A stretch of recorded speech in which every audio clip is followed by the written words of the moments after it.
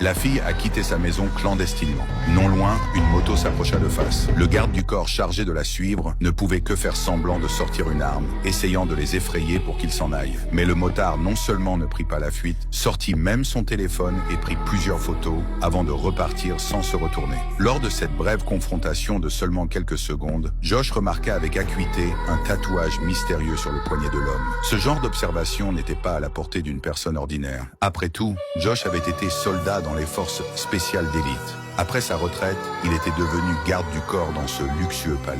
Sa mission consistait à protéger cette jeune fille riche et rebelle, surprotégée depuis son enfance. Katie aspirait désespérément à la liberté et à cause de cela, Josh était passé du rôle de garde du corps à celui de nounou à plein temps. Mais aujourd'hui, un moment d'inattention avait suffi pour qu'elle s'échappe, même si cette fois, rien de grave ne s'était produit. Le boss entra dans une colère noire et réprimanda sévèrement les gardes du corps. Voyant que sa fille s'ennuyait réellement, il finit par céder et permit à Josh de conduire la mère et la fille faire du shopping. Katie était ravie tout au long du trajet et un sourire finit par apparaître sur son visage. Cependant, alors qu'ils étaient sur le point de rentrer chez eux, la même moto réapparut, garée dans un coin proche.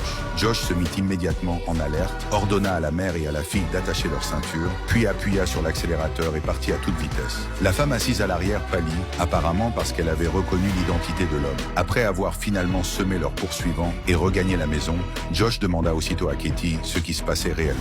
Voyant qu'elle ne pouvait plus cacher la vérité, Katie finit par tout avouer, un secret que la famille dissimulait depuis de nombreuses années.